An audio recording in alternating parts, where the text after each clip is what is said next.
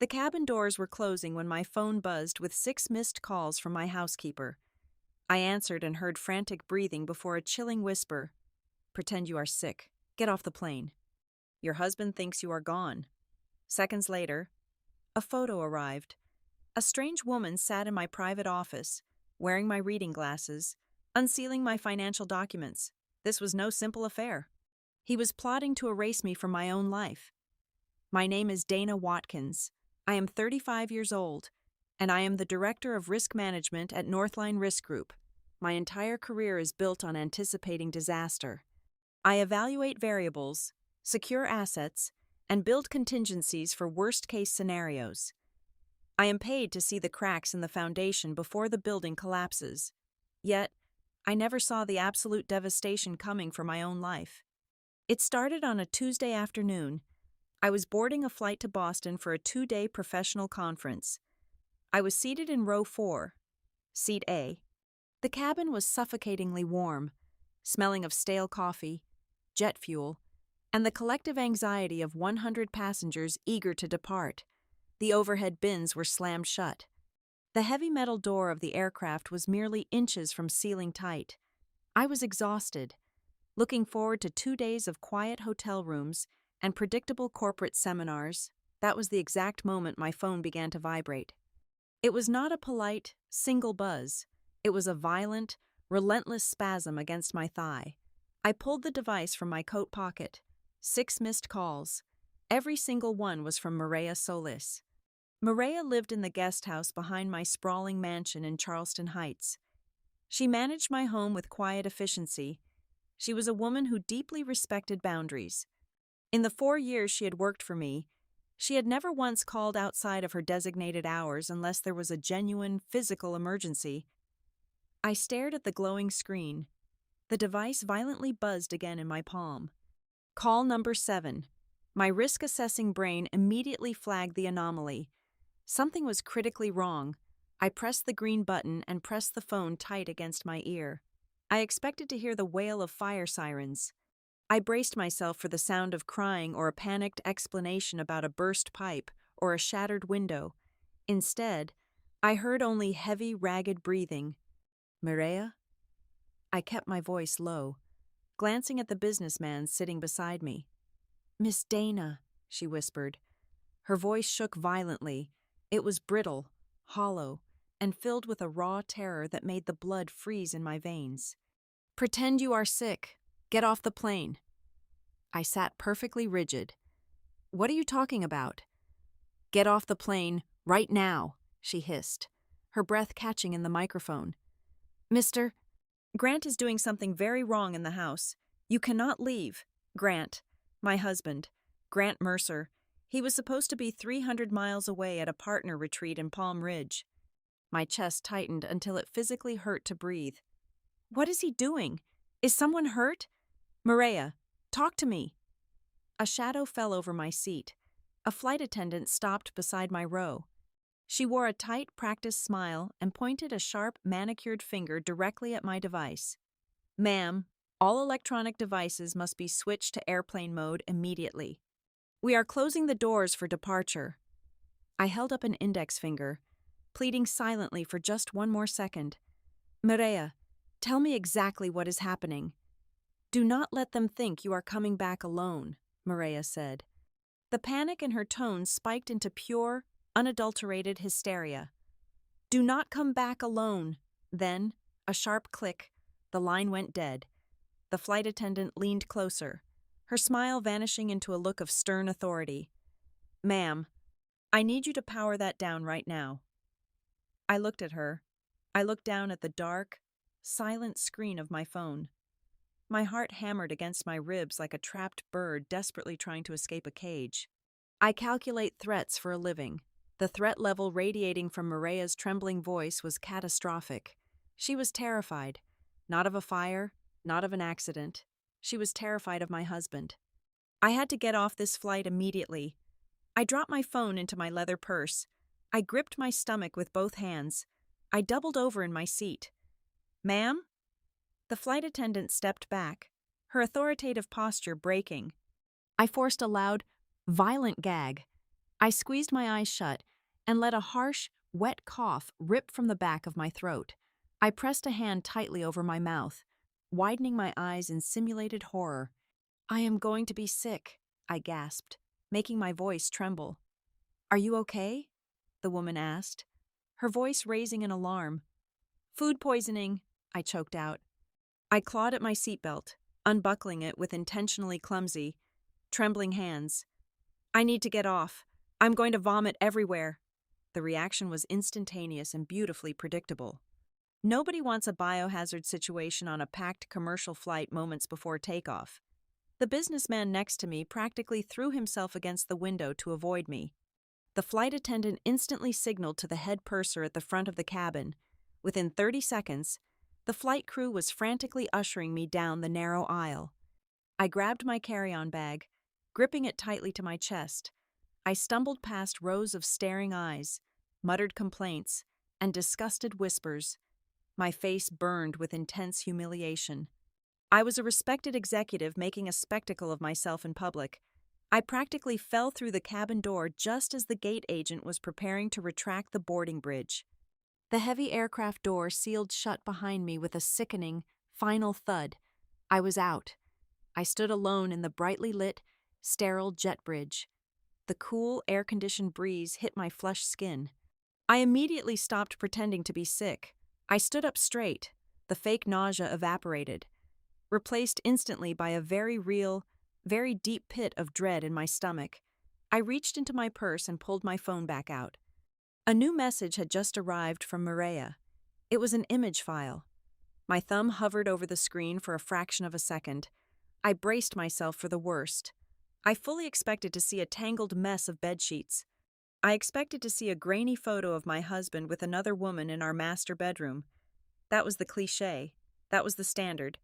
Pathetic betrayal of a failing marriage. I was ready for a broken heart. I tapped the screen to open the image. My breath caught sharply in my throat. This was not the bedroom. This was my private study. It was my sanctuary. A room Grant rarely entered. A strange woman sat in my heavy oak desk chair. She had sharp features and blonde hair tied back tightly. She was wearing my reading glasses, my glasses, the ones I kept locked in the top right drawer. But that was not the detail that made the floor drop out from beneath me. She was sitting directly in front of the open family document safe. That safe was hidden behind a false panel. Grant did not have the combination. Grant was explicitly forbidden from accessing those documents.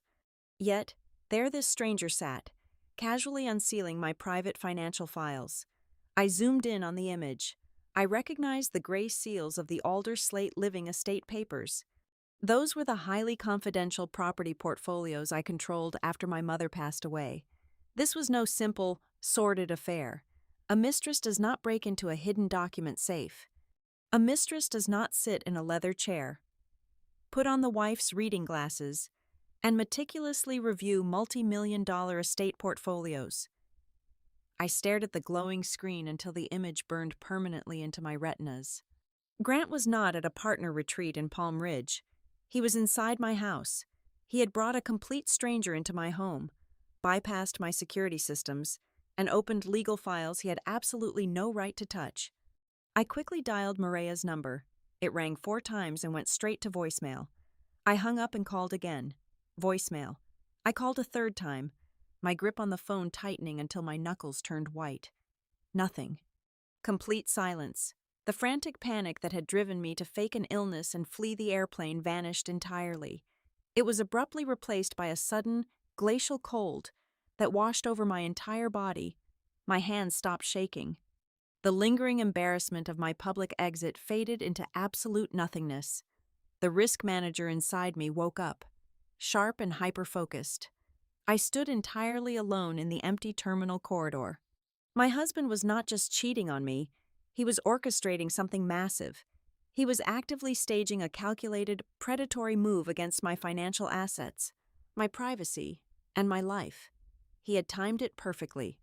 He waited for the exact moment I was supposed to be 30,000 feet in the air, completely unreachable, trapped in a metal tube for 3 hours. He wanted me gone. He needed me out of the picture so he could execute whatever scheme he and this strange woman were cooking up in my private sanctuary. He thought I was gone. He thought he had the ultimate advantage. But I was not gone. I was right here on the ground, and he had absolutely no idea. I walked away from the boarding gate and did not look back. I bypassed the main concourse completely and took the concrete service stairs down to the ground-level transportation hub. I did not call my husband. I did not text my sister or my mother. I became completely invisible the second my feet hit the damp pavement outside the terminal. I hailed a black car, slid into the back seat, and gave the driver my home address. I instructed him to take the longest route possible. I needed time. The ride took exactly 45 minutes. The city lights blurred outside the tinted window, but my focus remained entirely locked on the glowing screen in my hands.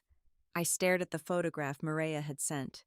I pinched the screen, expanding the pixels until the face of the strange woman sitting in my chair became distorted, but the items scattered across my desk came into razor-sharp focus. The woman was wearing my reading glasses. They were heavy tortoiseshell frames. I keep those specific glasses inside the top right drawer of my heavy oak desk. That drawer is secured with a biometric lock. I am the only person on Earth with the fingerprint authorized to open it. The sheer implication of that broken lock sent a violent shiver down my spine. Someone had deliberately bypassed my security to access my most private space. My eyes shifted slightly to the left side of the desk surface.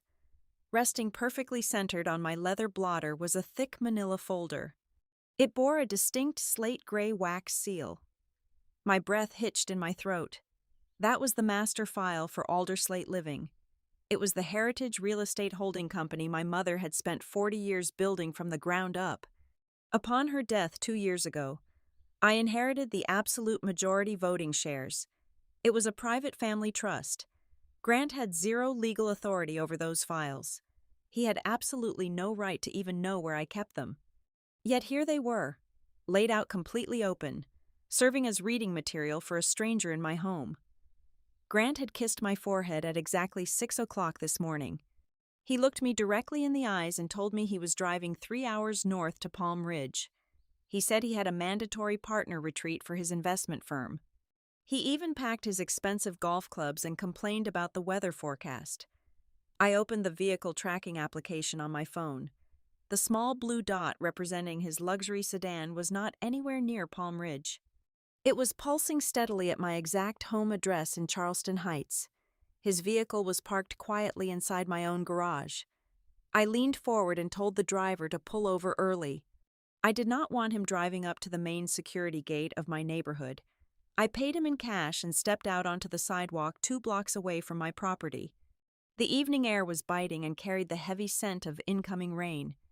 I stood under the flickering amber glow of a street lamp and scrolled through my phone contacts. I did not call the local police. I did not call a private investigator. I tapped the name Paige Holloway. Paige and I shared a cramped dorm room during our freshman year of college. Now, she was a senior partner at a cutthroat law firm located right in the center of the financial district. Her absolute specialty was civil crisis management and high net worth asset fraud. She dismantled predatory corporate takeovers and destroyed fraudulent individuals for a living. She was the most ruthlessly pragmatic person I knew. She answered on the second ring. I kept my voice perfectly level. I told her exactly what I saw in the photograph and exactly where I was standing. Paige arrived exactly 12 minutes later in her sleek silver coupe. She cut the engine and stepped out into the cold night. She did not rush over to hug me. She did not offer a single word of sympathetic comfort or ask me how my heart was feeling. She walked up to me wearing a tailored black trench coat, her expression carved from solid ice. She gripped both of my shoulders tightly. She told me to breathe in and hold it for 4 seconds. She instructed me to put my phone on silent mode immediately. She looked me dead in the eye and ordered me to take photographs of absolutely everything we were about to see. Her final command was absolute. I was not to let Grant know I was within 100 miles of our zip code. If I lost my temper and confronted him now, we would lose whatever advantage my canceled flight had given us. We walked the remaining 2 blocks in utter silence. Our shoes made no sound against the damp pavement. We bypassed the illuminated front driveway and slipped through the wrought iron side gate.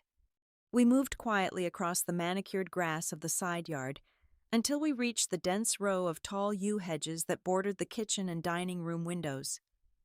We crouched in the damp soil and peered through the branches. The entire ground floor of my house was blazing with light. The massive crystal chandelier in the dining room was fully illuminated. The bright under-cabinet lights in the kitchen were glowing fiercely. The tall windows of my private study cast a sharp, brilliant square of illumination right onto the dark lawn. My risk management training instantly categorized the data. This was not the dim, romantic, shadow-filled lighting of a clandestine sexual affair. People sneaking around behind their spouses turn the lights off. They hide in bedrooms. The blinding lights inside my house were the harsh, calculated illumination of a busy surgical operating theater. They were working. This was a scheduled project. I shifted my weight on the wet earth and leaned closer to the kitchen window. The smooth granite island was perfectly clear, swept entirely clean of the usual mail and coffee cups. But sitting directly in the center of the counter were 3 highly specific items. They were arranged in a neat, deliberate, highly visible cluster. The first item was an open bottle of premium imported vodka. It was a brand I absolutely never drank, but it was sitting there with the cap unscrewed and placed neatly beside it. The second item was a small, translucent orange prescription bottle. Even from behind the glass, the bright white pharmacy label caught the light. I knew exactly what it was. It was a bottle of heavy anti-anxiety medication. A medication prescribed in my name that I had filled 3 months ago after a severe panic attack before a stressful board meeting. I had taken exactly 1 pill and hidden the bottle deep in the back of my bathroom vanity. Now, it was sitting directly next to the open liquor. The third item made the blood in my veins turn to absolute ice. It was a heavy silver picture frame containing a beautiful photograph of Grant and me from our wedding day in Italy. The protective glass was completely shattered. The frame lay face up, the jagged shards of broken glass catching the bright kitchen light. It had been smashed with significant force and placed there with absolute precision. My fingers dug deep into the cold dirt. I was not looking at the aftermath of a spontaneous argument. I was looking at a meticulously crafted stage. Nobody accidentally drops a heavy silver frame directly next to an open bottle of hard liquor and a bottle of strong prescription pills. They were building a crime scene without a corpse. They were actively scripting a narrative for an audience who would arrive later. It was the visual prologue to a story about a highly stressed corporate executive who finally snapped under pressure. A story about a woman who came home unexpectedly, drank heavily, mixed alcohol with her psychiatric medication, and proceeded to violently destroy her own home in a blind, unhinged, uncontrollable rage. Grant was not just cheating on me. He was carefully constructing a highly engineered legal trap. He was building the exact physical evidence required to prove I was entirely mentally unstable. Paige gripped my elbow and pulled me away from the glaring light of the kitchen window. She did not speak, but her firm grip guided me around the perimeter of the brick exterior. We moved toward the small, unassuming side entrance that led directly into the utility and laundry room. I suddenly remembered a passing complaint Maria had made 2 years ago. She had mentioned that whenever the sliding pocket doors of my upstairs study were left even a fraction of an inch ajar, the central air return vents acted like a massive megaphone. The metal ductwork carried every single syllable spoken in that room straight down to the laundry basin. Paige silently turned the brass handle. It was unlocked. We slipped inside the pitch-black room. The air was heavy, smelling strongly of floral fabric softener and cold, damp concrete. I pressed my back against the vibrating metal of the washing machine. I closed my eyes and strained my ears toward the ceiling grate. The acoustics were terrifyingly clear. I could hear the distinct clinking of ice against crystal glass. Then, a voice broke the silence. It was a low, resonant baritone. It was the voice of the man I had married. Then, a female voice replied. It was sharp, confident, and dripping with corporate authority. This was the blonde woman sitting in my chair, Lena Cross. A third voice suddenly entered the conversation. This one was entirely different. It was older, measured, and chillingly detached. It possessed the steady, soothing cadence of a medical professional explaining a routine surgical procedure to a nervous patient. This was Dr. Celeste Wynne. I stood frozen in the dark as the doctor laid out the parameters of my destruction. She spoke without a shred of moral hesitation. She explained that securing an emergency psychiatric hold required specific, undeniable criteria. However, she noted that with enough documented signs of severe emotional instability and a deeply concerned, cooperative spouse acting as the primary witness, she could comfortably sign a medical evaluation memo. That single piece of paper would serve as the absolute foundation for an emergency petition for temporary conservatorship. My blood stopped moving. They were not discussing a divorce settlement. They were actively plotting to have me legally declared an incompetent, unhinged risk to myself. They were going to strip away my basic human autonomy. Grant began pacing across the hardwood floor above us. I knew the exact rhythm of his footsteps. He told the doctor they did not need a permanent medical guardianship right away. The timeline was much tighter. He stated clearly that they only needed me physically detained and legally incapacitated by Monday morning. Monday morning, the pieces of the puzzle slammed together with sickening force. Monday was the mandatory quarterly board meeting for Alder Slate Living. It was the exact day we were scheduled to vote on the massive, highly controversial sale of our prime riverside development land to Redmere Urban Partners. As the majority shareholder, my vote was the only hurdle blocking the transaction.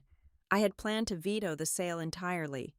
If I was locked inside a psychiatric facility on Monday morning, or if my legal autonomy was temporarily suspended by a judge, my majority voting rights would automatically default to my husband. He was my emergency proxy. He would walk into that boardroom, cast my votes, and push through a multi-million-dollar liquidation of my family legacy while I was trapped in a hospital gown. Lena laughed softly at something Grant said. Hearing her voice again triggered a violent realization. I knew her. Not well. But I knew who she was. She was not a random mistress he met at a hotel bar.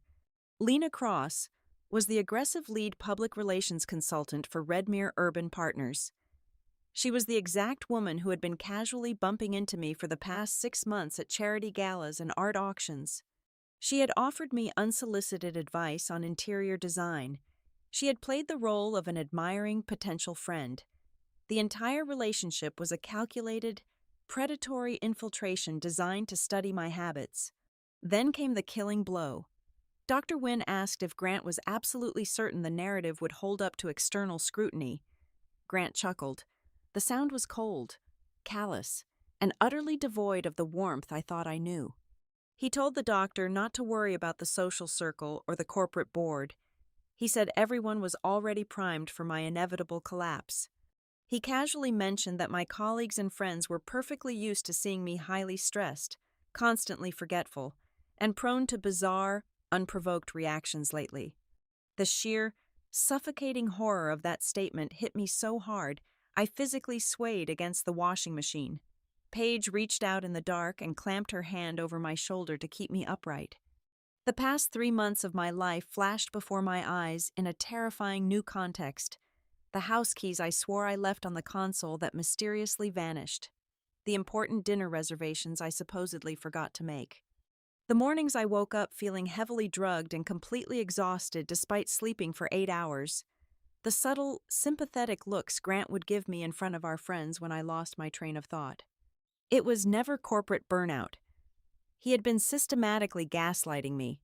He had been planting the seeds of my insanity, watering them daily with subtle comments and staged accidents, carefully conditioning everyone around me to view me as a woman on the verge of a total nervous breakdown. Dr. Wynne pressed him for details. She needed to know if the physical proof of my erratic behavior was fully staged and ready for official documentation when the authorities arrived. Grant confirmed it with a tone of arrogant pride. He listed the inventory of my staged downfall, the items I had seen through the window. A series of carefully drafted, completely erratic emails that had been scheduled to send from my private account while I was supposedly sleeping. He even mentioned specific, out-of-context video clips he had manually extracted from our internal home security cameras over the last month. The entire stage was set. It was waiting for the final act. I stopped breathing entirely. The damp air in the laundry room felt like solid lead pressing against my chest. This was never about a failing marriage. This was never about a man finding comfort in the arms of another woman. My husband was orchestrating a hostile corporate and legal takeover of my entire existence. He was constructing a flawless, legally binding cage built out of medical jargon and staged evidence. He intended to steal my signature. He intended to strip me of my voting power. He was going to liquidate my family inheritance and erase me from the very house I had purchased with my own money. He was going to bury me alive inside my own life. We backed out of the laundry room in complete silence. Paige closed the door until the latch clicked softly into place.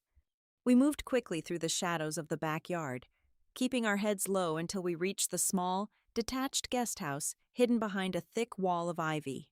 The door opened before we even knocked. Maria stood in the dark entryway, her face pale and drawn tight with anxiety. She quickly ushered us inside and locked the deadbolt. Without saying a word, she walked over to a heavy canvas laundry cart tucked into the corner of her small living area. She dug her hands deep beneath a pile of folded white towels and pulled out a thick, unmarked manila envelope. Her hands were shaking as she handed it to me. Maria explained that she had found these items hidden inside the pocket of my husband's heavy winter coat while she was preparing it for the dry cleaners yesterday morning. Inside the envelope was a crumpled delivery receipt from a private courier service, photocopies of 3 different heavily redacted legal documents, and a cheap, prepaid cellular phone made of thick black plastic. It was a burner device. A man who manages multi-million-dollar investment portfolios does not carry a $40 prepaid phone unless he is engaging in criminal activity. Paige took one look at the device and immediately pulled out her own phone. She did not call the police. She made a brief, cryptic phone call to a man named Owen Pike. Owen was a digital forensics expert who used to work for a ruthless private auditing firm. He specialized in extracting encrypted corporate data, destroying digital alibis, and finding money that powerful people tried to hide. Paige told him we had an emergency extraction job and gave him the address of the guest house. Owen arrived 20 minutes later. He did not look like a stereotypical computer hacker. He wore a sharp gray suit and carried a slim silver briefcase. He walked into the guest house, nodded at Paige, and took the burner phone from my hands without asking a single question. He set up a small laptop on Maria's kitchen table, connected a mess of black cables to the cheap phone, and began running a bypass sequence to break the 4-digit passcode Grant had set. It took him exactly 7 minutes to crack the security barrier. The data Owen pulled from that device shifted the entire landscape of my nightmare. This was not just a domestic conspiracy. The rot had spread directly into my professional life. Owen projected the text message logs onto his laptop screen. There were hundreds of messages exchanged between Grant and a contact saved simply as the letter B. Owen ran a quick cross-reference on the phone number. The contact was Brooke Talley. Brooke was my executive assistant at Northline Risk Group. I had hired her 3 years ago. I trusted her implicitly with my daily schedule, my travel arrangements, and my private communications. The messages on the screen revealed that for the past 6 weeks, Brooke had been systematically selling my exact movements to my husband. She had forwarded him the confirmation for my Boston flight. She had told him exactly how many hours I would be completely unreachable in the air, but the betrayal ran much deeper than sharing a flight schedule. Owen opened a scanned image file attached to one of their text threads. It was a certified letter from my primary wealth management bank. The letter contained a highly sensitive security alert. It stated that an unauthorized individual had attempted to use a joint spousal proxy form to access my individual asset records. The bank was writing to notify me of the failed attempt and to request my immediate verification. I never received that letter. Brooke had intercepted the certified mail at the office, scanned it, sent the digital copy directly to Grant, and then physically destroyed the original document. She had blinded my own security alarms. Grant had paid her handsomely for this service. A wire transfer receipt for $10,000 was saved in the same folder.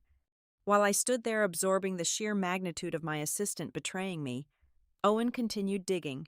He accessed a hidden cloud backup folder stored within the burner phone. Grant had been using the device to remotely log into our home smart camera system. Owen downloaded a series of deleted video files and pressed play. The footage was chilling. It was not security footage of an intruder. It was footage of my husband practicing. The video showed Grant standing alone in our massive living room late at night.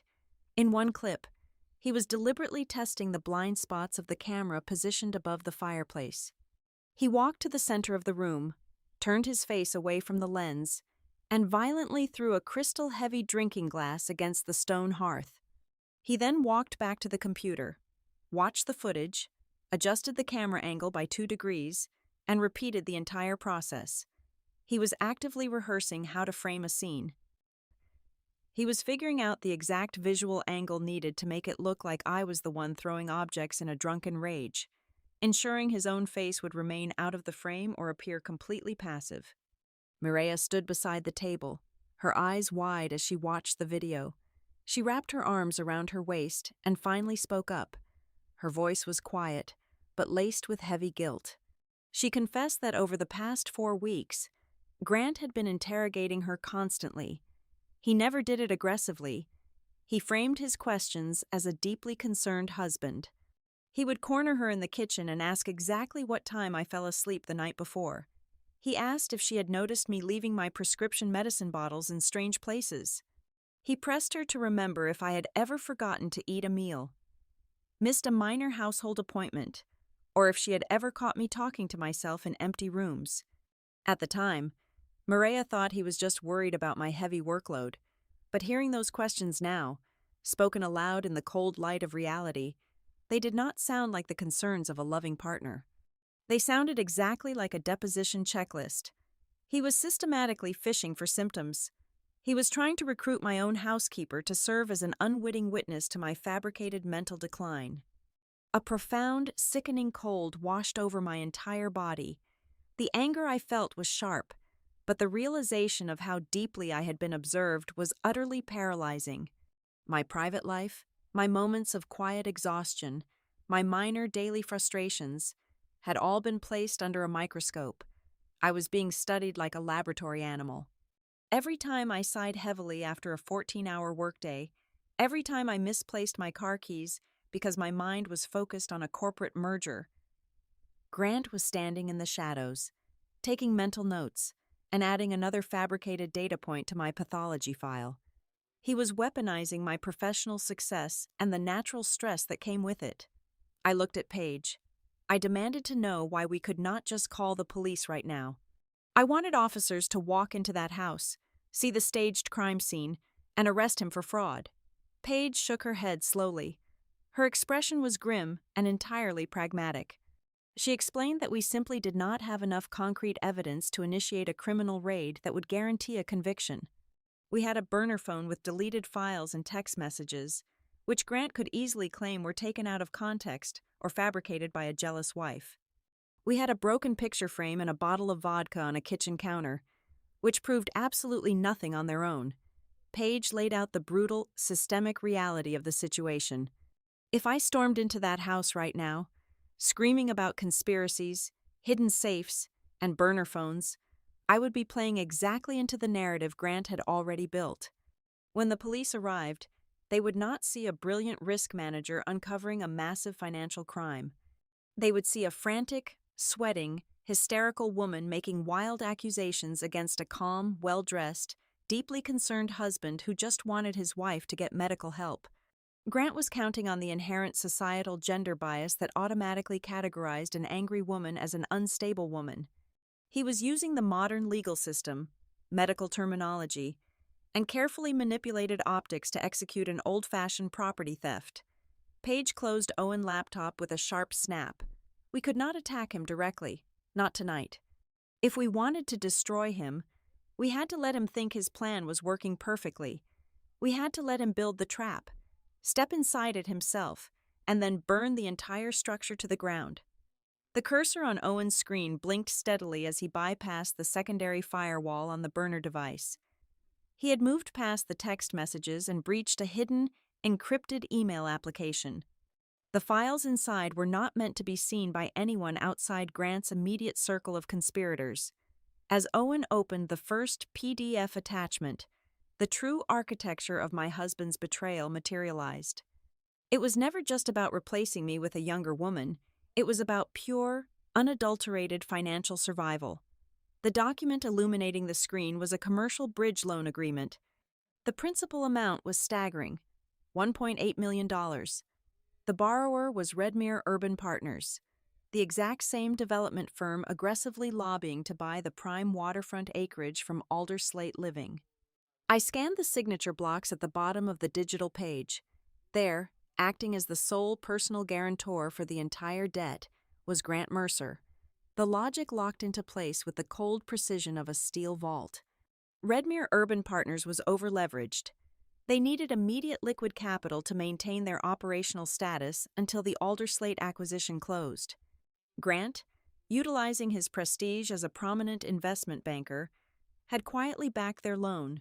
He had bet his entire personal fortune on a sure thing.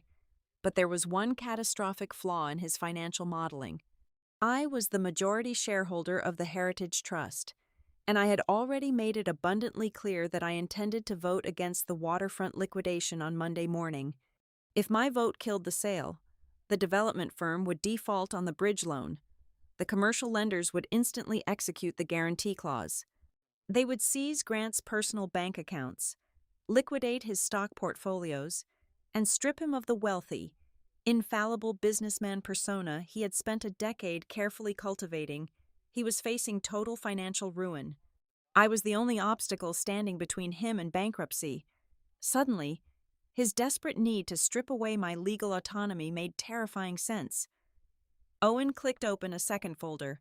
This one contained a draft of a legal petition. My eyes scanned the dense paragraphs, instantly recognizing the format of a divorce settlement. However, this was not a standard equitable distribution contract. It was a predatory, highly weaponized document. The petition formally requested that Grant be granted temporary, exclusive managerial control over our primary marital residence and all joint liquid assets. The stated justification was printed in bold lettering. To preserve the estate and protect the mental well-being of the respondent due to severe psychological decline. He was not just planning to divorce me. He was planning to evict me from the home I had purchased with my own corporate bonuses, using my fabricated insanity as the legal crowbar. The revelations continued to pour from the screen. Owen accessed a hidden photo gallery. I braced myself, but the images were not intimate photos of his mistress. They were high-resolution photographs of my own house. The wide shots captured the vaulted ceilings of the living room, the layout of the kitchen island, and the exact positioning of the antique furniture in the foyer. A sickening realization dawned on me. Lena Cross was not just sleeping with my husband. She had been inside my home multiple times over the past 2 months. I remembered Grant casually mentioning that he had hired a boutique interior consultant to suggest minor renovations for the entertaining spaces. A woman had come by twice while I was at the office. Lena had used a fake name to walk through my private sanctuary, mapping the terrain. She was an aggressive public relations fixer. She was taking staging photographs, preparing the visual assets for the media spin campaign they would launch the moment I was forcibly removed from the property. They were going to paint a picture of a tragic, chaotic environment that Grant was bravely trying to manage. The most chilling piece of evidence was the final document Owen extracted. It was a formal invoice combined with a secured messaging thread between Grant and Dr. Celeste Wynne. The invoice showed a cleared wire transfer for $25,000, categorized vaguely as a retainer for private medical consultation. Attached to the receipt was a completed clinical evaluation memo. I leaned closer to the screen, my breath shallow. The memo detailed my supposed symptoms with clinical detachment. It described acute paranoia, erratic emotional dysregulation, and a severe inability to manage daily executive functions.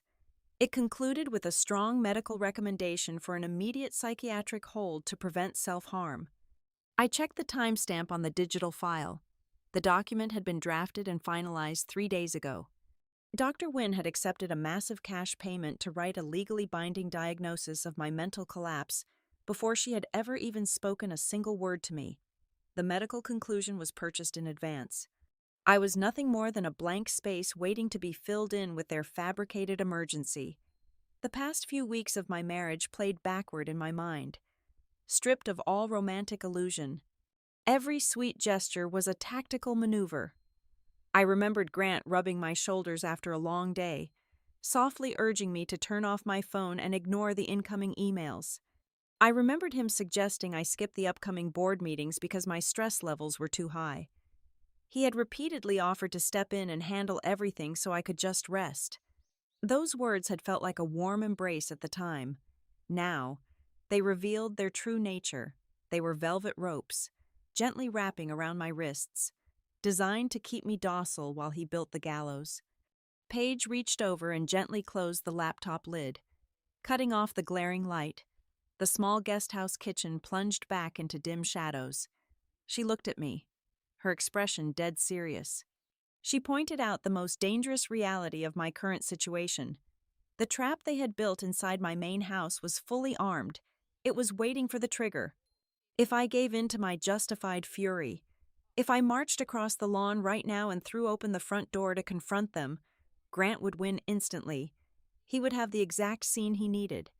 A furious, screaming woman charging into a room, making wild accusations about conspiracies, hidden safes, and burner phones. He would simply dial emergency services, point to the broken picture frame and the open pill bottle, and hand the responding officers Dr. Wynne's pre-written psychological evaluation. I would be placed in the back of an ambulance, screaming the truth, sounding completely insane to everyone watching. I stood in the center of the cramped room. For a long moment, the sheer weight of the betrayal threatened to crush me. My husband, my assistant, a medical professional, and a corporate public relations fixer had formed a syndicate specifically designed to destroy my life. But the collapse they were counting on never came. Instead of falling apart, a profound, glacial calm settled over my mind. The panic of the airplane was gone. The shock of the photographs was gone. The emotional devastation of a broken marriage evaporated, leaving behind a pure, crystalline focus. I was a director of risk management. My entire existence was dedicated to identifying structural vulnerabilities and neutralizing hostile threats. Grant had made a massive miscalculation. He had assumed that because I was a woman under pressure, I would react with pure emotion. He assumed I would be blind to the mechanics of his operation. I looked at Paige and Owen. My voice did not shake. I told them we were not going to call the authorities tonight. We were not going to stop Grant from executing his plan. Instead, we were going to step back into the shadows and let him proceed with total confidence. We were going to let him present his forged documents, his purchased diagnosis, and his fabricated narrative right out in the open. I was going to turn his carefully constructed cage into a financial and legal guillotine, and I was going to let him pull the lever himself. I powered down my primary cellular device and placed it inside a shielded signal-blocking pouch. I could not risk a random location ping alerting my husband to my true whereabouts. We left the damp shadows of my neighborhood and drove across the city to Paige's residence. She owned a hyper-modern minimalist townhouse located in the heart of the financial sector. It was a fortress of glass and steel, entirely disconnected from the domestic nightmare unfolding at my own address. I needed Grant to remain absolutely confident in his timeline. I needed him to believe his wife was currently flying up the eastern seaboard, oblivious and vulnerable. Paige utilized a contact within the airline industry to manipulate the digital manifest. Within 20 minutes, the system reflected that I had recovered from my minor airport illness, booked a new ticket on a later flight, and successfully checked into my designated hotel room in Boston. A digital ghost was currently occupying my reserved suite. As far as Grant and his conspirators were concerned, the board was set exactly as they had arranged it. Paige immediately went to work securing my assets. She sat at her expansive dining table, opened her encrypted laptop, and initiated a stealth legal maneuver. She drafted a highly specialized corporate injunction. It was a preemptive freeze on any proxy transfers, power of attorney executions, or voting right modifications associated with Alder Slate Living. She filed the document through a blind judicial channel. It was designed to trigger an automatic administrative hold. If Grant attempted to submit his fraudulently obtained medical mandate to seize my voting power on Monday morning, the system would simply reject it.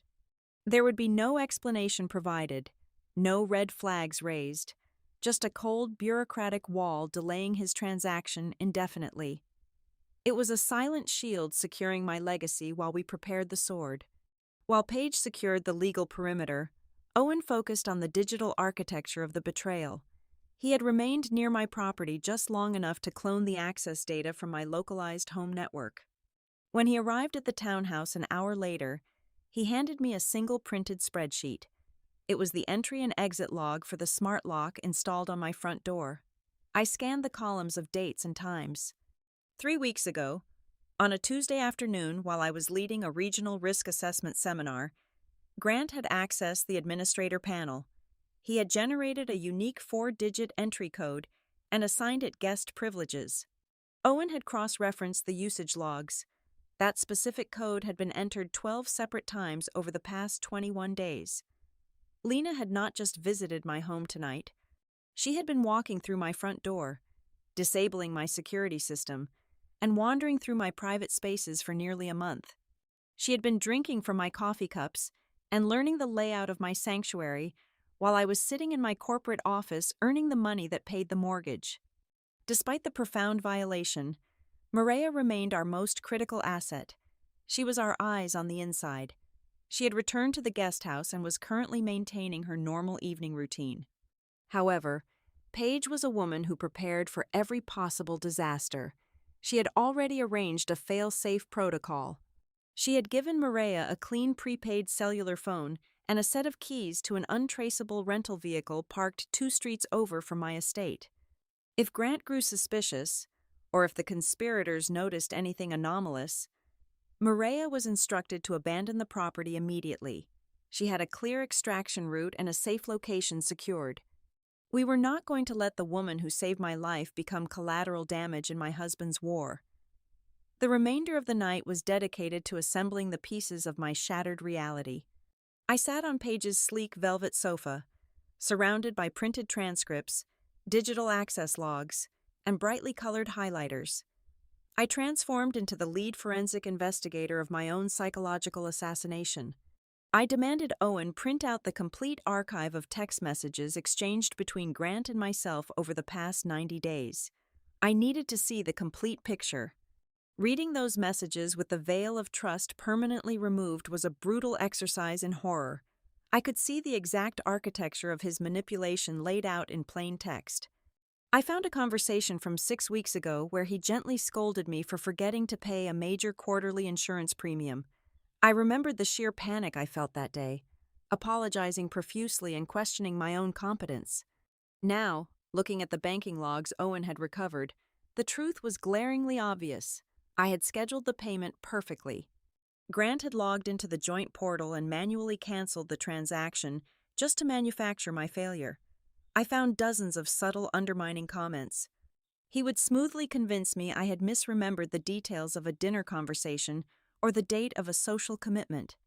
He would ask me if I was feeling well, noting that I seemed confused or distant, planting the suggestion of cognitive decline directly into my subconscious. He was systematically training me to distrust my own brain. He was cultivating my self-doubt, watering it daily with fabricated mistakes and fake sympathy. The depth of his preparation was staggering. Owen managed to decrypt another layer of the hidden communication cache. He discovered an outgoing message sent from a masked internet address that was designed to perfectly mimic my private email account. It was addressed to Arthur Pendleton, the oldest and most respected sitting member of the Alder Slate Living Board. The email was written mimicking my exact professional cadence, but the underlying tone was frantic and deeply disjointed. It apologized in advance for my recent lack of focus, citing severe insomnia and intense corporate burnout. It suggested I might need to take an emergency leave of absence. Grant was actively poisoning the well. He was preconditioning the exact people who held the fate of my family legacy to view my upcoming absence not as a hostile takeover, but as a tragic, inevitable mental collapse. I laid all the documents out on the expansive glass coffee table. I began to construct a master timeline. I plotted the exact minute I boarded the airplane. I marked the moment Maria made the frantic phone call. I pinned down the precise second the photograph of Lena in my study was taken. I mapped the exact entry times of my husband, his mistress, and the corrupt doctor. I noted every single instance the internal security cameras were manually disabled and reconnected, every lie, every physical intrusion, and every manufactured symptom was pinned to a rigid chronological grid. I was building an impenetrable fortress of data. I stood up and looked down at the physical evidence of my destroyed marriage. The man I had shared a bed with for 5 years, the man who had promised to protect me, was currently standing in my kitchen orchestrating my institutionalization. The profound, suffocating grief that usually accompanies marital betrayal was entirely absent from my chest. It had been completely eradicated, replaced by a terrifying, absolute clarity. I was no longer a heartbroken wife weeping over a cheating spouse. I was a casualty of a highly calculated psychological and financial assassination. My husband had written a pathetic, crumbling version of me. He had wrapped it in stolen medical terminology and planned to broadcast it to my peers, my colleagues, and the legal system. He wanted me to be a victim. But looking at the timeline of his crimes, the only emotion I felt was the glacial, sharp focus of a woman preparing to strike back. I was going to let him build his stage, and then I was going to burn the entire theater to the ground with him locked inside. The silence in Paige's townhouse was absolute. I sat on the edge of the guest bed, staring blankly at the polished hardwood floor. As the adrenaline of the initial discovery began to fade, a different kind of horror started to seep into my bones. It was a slow, creeping dread that had nothing to do with financial ruin or marital infidelity. It had to do with my own mind. For the past 2 months, a thick, suffocating fog had slowly enveloped my daily life. I would sleep for 9 straight hours and wake up feeling as though my brain was packed with wet sand. My limbs would feel incredibly heavy, my eyelids constantly dragging downward by mid-afternoon. I had started losing my train of thought in the middle of important risk management briefings. I would stare at financial spreadsheets, the numbers swimming out of focus, unable to grasp concepts I had mastered a decade ago. Every single time I expressed concern, Grant was right there.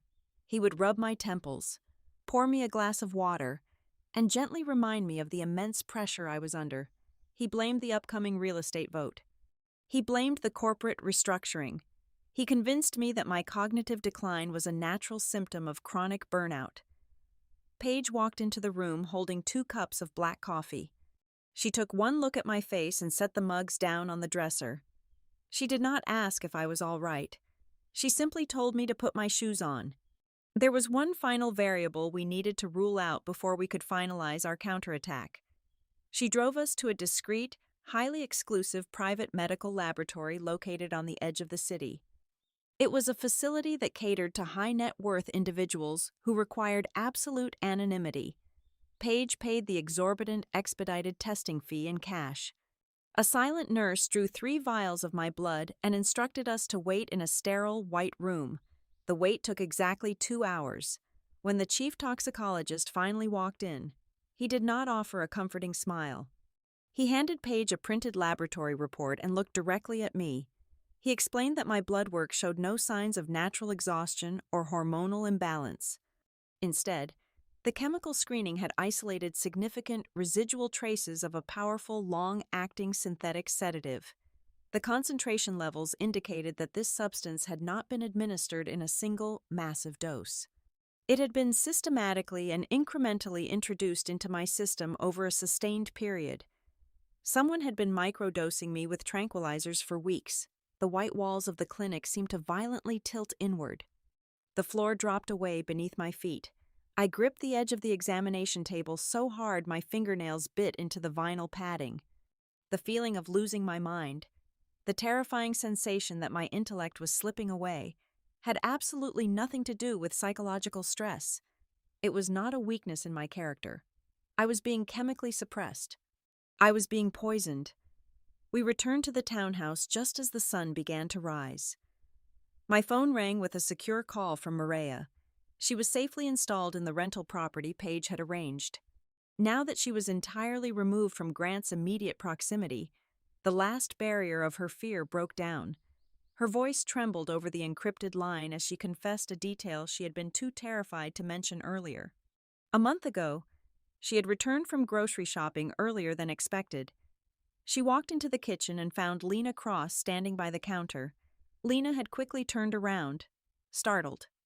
Maria noticed she was holding one of the small, amber glass bottles Grant kept on the supplement shelf. Grant had always told me those were imported. High-grade herbal sleep vitamins. They were capsules he specifically prepared for me every night along with a cup of chamomile tea. Maria admitted she saw Lena peeling the printed label off a different bottle and carefully pressing it onto the bottle containing the supposed vitamins.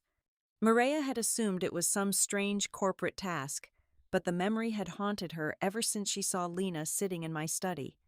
The final pieces of the puzzle slammed together, forming a picture so depraved it defied human comprehension.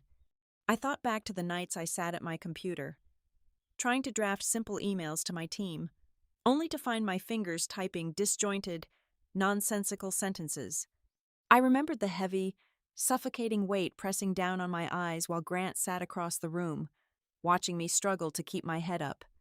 I remembered the mornings he would look at me across the breakfast table, his eyes full of a sickening, fabricated pity as I massaged my throbbing temples. Every time I drank his tea, every time I swallowed the pill he handed me with a loving smile, I was consuming the very chemical designed to destroy me. He was intentionally drugging his own wife to artificially manufacture the exact symptoms Dr. Wynne had pre-written in her fraudulent medical evaluation. I did not scream. I did not throw my coffee mug against the pristine white walls of Paige's living room. I did not shed a single tear. The capacity for sorrow had been entirely burned out of me, replaced by a cold, infinite void. I stood completely still by the floor-to-ceiling window, watching the morning traffic begin to flow through the city streets below. I turned away from the glass and looked at Paige. My voice was a whisper, so quiet it barely disturbed the silent air of the room. I asked her a simple question. If the chemical manipulation had worked perfectly, if I had actually lost my grip on reality and suffered a genuine mental break in front of the board members, would Grant have won? Paige did not offer false comfort. She looked me dead in the eye and said that the legal system is built on documented evidence, not absolute truth. If my husband presented a history of erratic behavior, a purchased medical diagnosis, and a wife who was chemically reduced to a trembling, incoherent mess, the judge would have granted the conservatorship immediately. The system would have handed him the keys to my entire life, but, Paige added, the single variable Grant failed to account for was my instincts. Getting off that airplane, trusting the terror in my housekeeper's voice, and retaining enough sharp cognitive function to see the trap before it sprang shut was the only thing that saved me from total institutionalization. In that exact moment, the core foundation of my motivation fundamentally shifted. This was no longer a battle over a broken marital vow. This was no longer about securing a favorable divorce settlement or protecting my financial portfolio. The wound of his infidelity was entirely eclipsed by the sheer magnitude of his psychological violence. Grant did not just want to steal my money. He wanted to steal my sanity. He wanted to look me in the eye and convince me that my own brain was broken. He wanted to trap me inside my own body, heavily medicated and stripped of all human agency, while he spent the inheritance my mother built. I did not just want to serve him with legal papers anymore. I wanted to completely dismantle the corrupt, abusive system he had built to destroy me. I wanted to expose the fraudulent doctor who sold her medical oath. I wanted to ruin the public relations executive who helped poison my food. I wanted to drag the entire conspiracy into the blinding light of day. I was going to let Grant walk into that boardroom on Monday morning believing he had successfully erased my mind. And then, I was going to show him exactly what a fully lucid, highly strategic risk manager does to a localized threat. I needed to open a line of communication without exposing my true physical location. Using a sophisticated encrypted routing software that Owen installed on my secondary device, I channeled a message through a secure server located directly in Boston. I crafted the text meticulously, ensuring every single word served a specific tactical purpose. I did not sound angry. I did not sound suspicious. I sounded entirely broken. I typed out a message stating that I was feeling incredibly overwhelmed, that the walls of my hotel room felt like they were suffocating me, and that I just wanted to cancel the trip and come home early. I specifically added the exact phrases he had been conditioning me to say over the past 2 months. I wrote that my mind felt clouded, that I was ready to sit down, talk peacefully, sign whatever corporate delegations needed signing, and finally get some rest. It took less than 2 minutes for the response to arrive. Grant replied with a sickening level of sweetness. His words dripped with the calculated empathy of a predator who firmly believes the wounded animal has finally stopped fighting. He sent a long paragraph telling me how proud he was of me for recognizing my own limitations. He promised that he would take care of absolutely everything so I would not have to carry any more pressure. It was the classic, patronizing language specifically designed to gently push a capable woman completely out of her own decision-making power. He thought I was surrendering to the narrative. He truly believed the chemical exhaustion and the systemic psychological manipulation had finally broken my spirit. Paige immediately shifted our operation into an offensive posture. If Grant wanted a peaceful surrender, we were going to give him the flawless illusion of one. She utilized a corporate shell company to quietly rent a high-end executive suite on the opposite side of our city. She hired a legitimate state notary public and an independent legal witness to be present on standby. Owen spent 3 hours wiring the entire executive suite with microscopic audio and visual recording devices. Our initial plan was to invite Grant to that neutral location under the guise of a quiet, off-the-record asset transfer discussion. We wanted to record him presenting his fraudulent proxy documents in a highly controlled environment where we held all the operational cards. But sheer arrogance almost always breeds fatal impatience. Grant simply could not wait for me to return from my trip. He was terrified that a weekend of total isolation away from his medicated tea and his constant whispering might actually clear my head. We discovered his accelerated timeline when Owen successfully intercepted a series of frantic digital communications originating from my husband directly to Dr. Celeste Wynne. Grant had aggressively escalated the operation. He had privately hired a medical transport unit, flanked by 2 armed private security contractors, and dispatched them directly to the luxury hotel address I had originally registered at in Boston. Their operational mandate was explicitly documented in the intercepted text messages. They were instructed to perform an unannounced emergency wellness check to evaluate my immediate risk status. It was a thinly veiled extraction mission. They fully intended to corner me in a strange city, declare me an immediate danger to myself based on the forged medical evaluation, and forcibly escort me back to a private psychiatric facility under Dr. Wynne's direct and absolute supervision.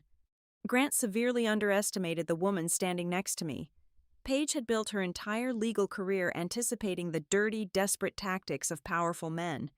She had already mobilized her own network of assets in Massachusetts the moment I told her my fake location. When Dr. Wynne and her hired muscle arrived at the heavy oak doors of Suite 412 at the Boston Hotel, they absolutely did not find a weeping and heavily medicated wife. They found the door completely unlocked. They stepped into the dimly lit foyer, expecting an easy, compliant target.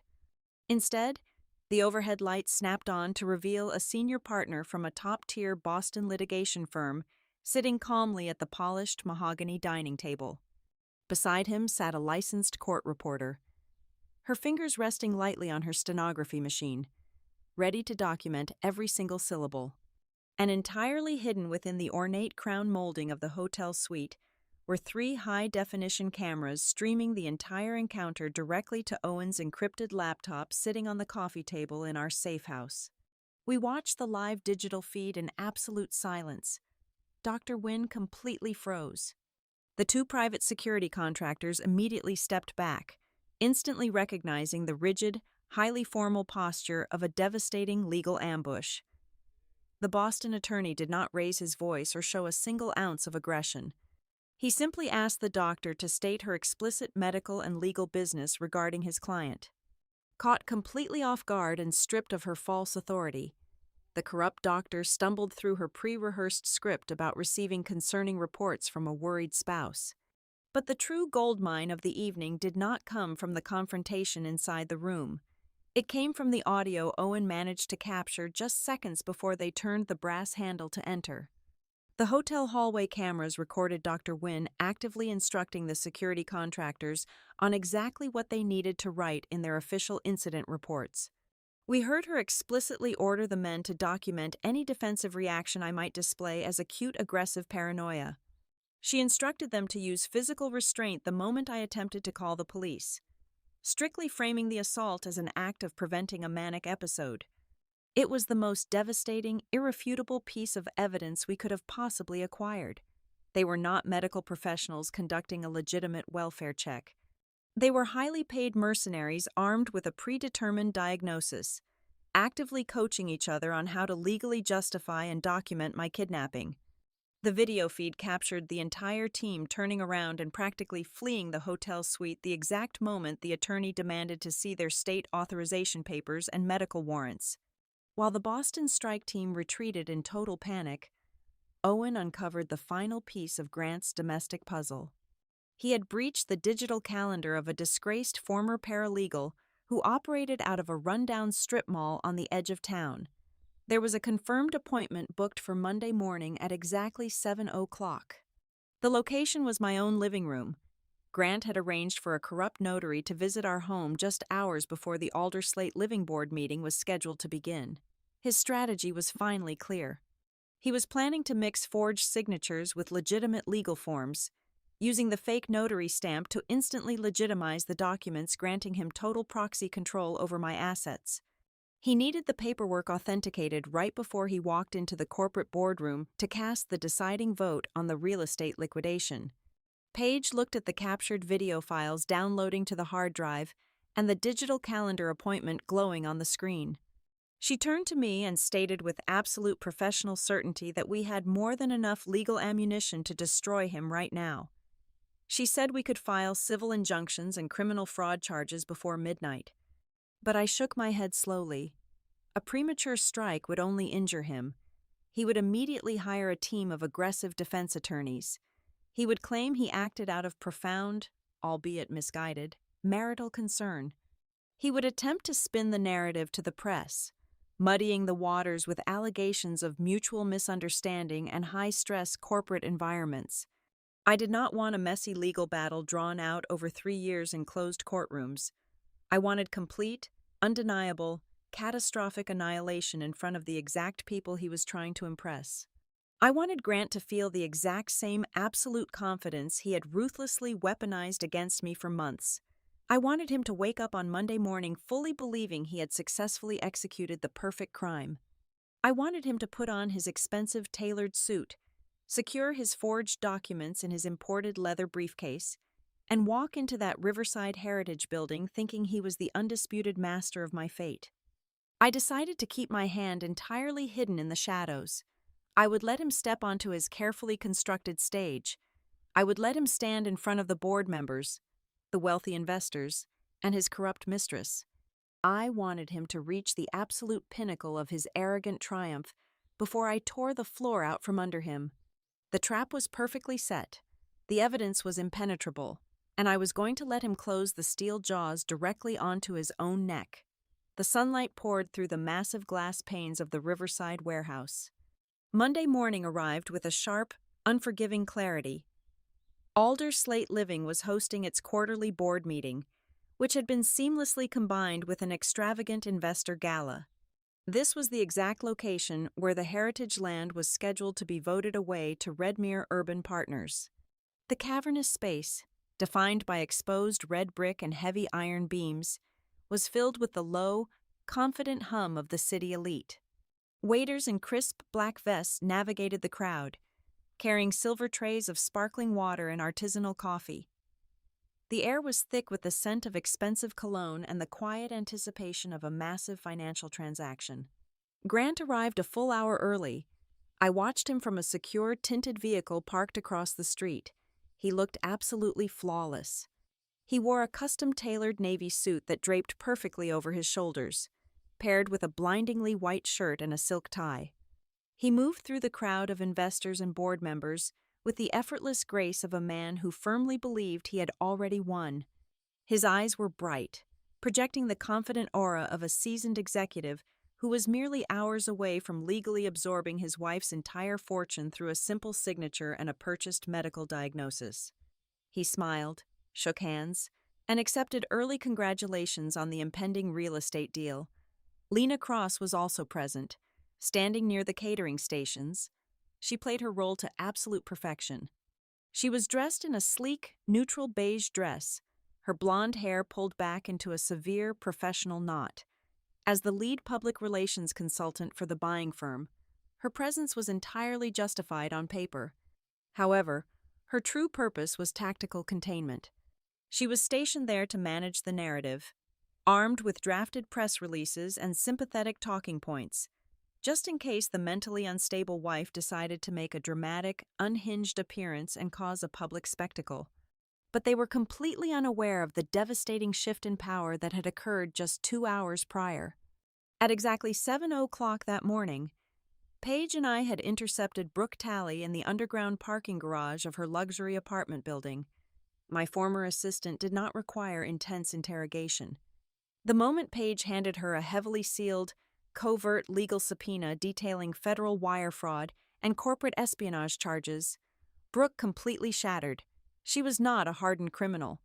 She was a greedy, ambitious 26-year-old who thought she could make easy money by selling out her female boss to a powerful man. Faced with the immediate prospect of a lengthy prison sentence, she abandoned Grant without a single second of hesitation. Brooke sat in the back of Paige's vehicle, sobbing uncontrollably, and surrendered everything. She handed over a thick leather binder containing the undeniable, physical proof of the conspiracy. The binder held the original, unedited email chains where Grant instructed her on exactly which of my schedules to leak. It contained the certified bank records showing the precise dates he wired her the bribe money. Most importantly, she provided the original, intercepted security alert letter from my wealth management bank, proving that Grant had actively attempted to breach my accounts using a forged spousal signature weeks before he ever claimed I was losing my mind. Armed with Brooke's absolute surrender, I remained hidden in the shadows of the warehouse loading dock while the gala transitioned into the formal board meeting. The main floor was cleared. The 7 members of the Alder Slate Living Board took their seats around a massive, polished mahogany table situated right in the center of the room. My designated chair, located at the absolute head of the table, remained conspicuously empty. The remaining investors and Redmere executives took their seats in the audience rows arranged behind the board. The silence in the room was heavy. Arthur Pendleton, the senior board member who had received Grant's carefully forged, erratic email days prior, kept glancing at my empty seat with a look of profound, paternal sadness. The poison had worked perfectly. Several other members leaned in, whispering quietly among themselves. My absence was not viewed as a delay. It was viewed as a tragic confirmation of the rumors Grant had so meticulously planted. It made him look incredibly credible. Arthur cleared his throat and officially called the meeting to order. He noted my absence for the official record, before anyone could move to table the vote. Grant stood up. He walked slowly to the edge of the board table. He unbuttoned his suit jacket, projecting an image of transparency and vulnerability. He lowered his head for a brief, theatrical moment before making eye contact with the senior members. When he finally spoke, his voice was a masterclass in calculated grief. He sounded heavy, exhausted, and deeply heartbroken. He addressed the room, thanking them for their patience. He stated that it was with profound personal sorrow that he had to formally address the board regarding his wife. He used the exact medical buzzwords Dr. Wynne had provided. He described my mental health as highly unpredictable and rapidly deteriorating. He painted a picture of a brilliant woman completely crushed beneath the weight of her own legacy, a woman who could no longer distinguish reality from her own severe paranoia. He paused, letting the silence hang in the air, allowing the board to fully absorb the fabricated tragedy. Then, he delivered the killing blow. He pulled a thick, crisp document from his leather briefcase and placed it on the mahogany table. He formally requested that the board recognize his emergency spousal proxy, granting him immediate, temporary voting rights to push the Redmere transaction forward.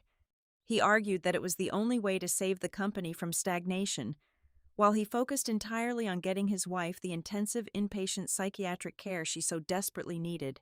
The room collectively leaned toward him. The board members nodded slowly, their faces masks of sympathy and relief. They were entirely willing to hand him the keys to the kingdom. That was the exact moment the heavy iron doors at the side of the hall swung open. Paige Holloway walked into the room. She did not rush. She did not look angry. She moved with the cold, unstoppable momentum of a tidal wave. She bypassed the audience seating and walked directly toward the mahogany board table. The murmurs in the room died instantly. Grant froze, his hand hovering over his forged proxy document. Paige stopped at the edge of the table. She looked directly at Arthur Pendleton. She did not introduce herself politely.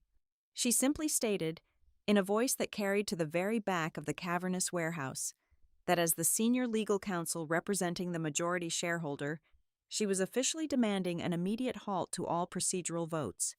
She declared that the documents currently resting on the table were the product of severe, highly orchestrated evidentiary fraud. Grant opened his mouth to speak, his face flushing with sudden panicked anger. He attempted to dismiss her, claiming this was a private corporate matter and that his wife's legal representation was acting out of line.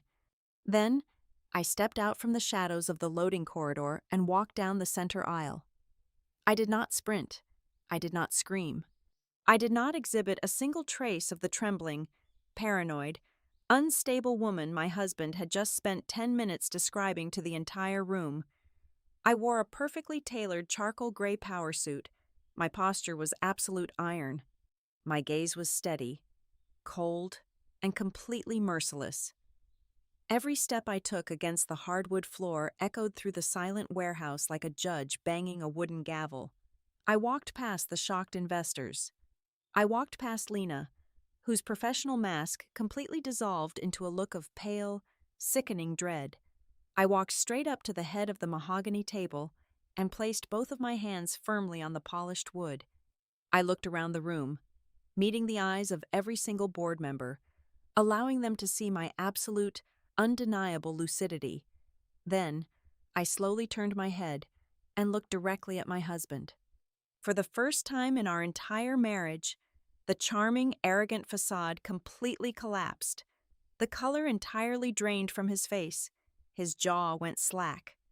The man who had spent months studying me, drugging me, and plotting my institutionalization was suddenly staring at his own executioner. Grant Mercer looked completely, genuinely terrified. Grant scrambled to salvage his collapsing narrative. His survival instinct overpowered his initial shock. He gripped the edge of the mahogany table, forcing a look of tragic pity onto his face. He turned to the board members and pointed a trembling finger in my direction. He declared that my sudden, unannounced appearance was the exact dangerous impulsivity he had been trying to warn them about. He claimed I was in the middle of a severe manic episode, that my presence here was a paranoid delusion manifesting in real time. He begged the security staff to gently escort me to a private room for my own safety. I did not raise my voice to interrupt his pathetic performance. I simply looked at Paige. Paige turned to the audiovisual control booth at the back of the room and gave a sharp nod. The overhead warehouse lights instantly dimmed. A massive presentation screen descended slowly behind the board table. The glowing projector illuminated the shocked faces of the investors and executives. Grant turned around, his confident posture completely dissolving as the first slide appeared on the massive digital canvas.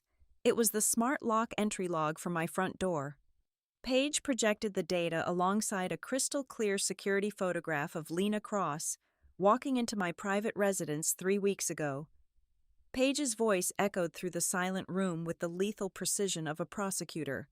She explained that the woman currently sitting in the third row, the lead public relations consultant for Redmere Urban Partners, had been illegally accessing my home using a secret passcode generated by my husband.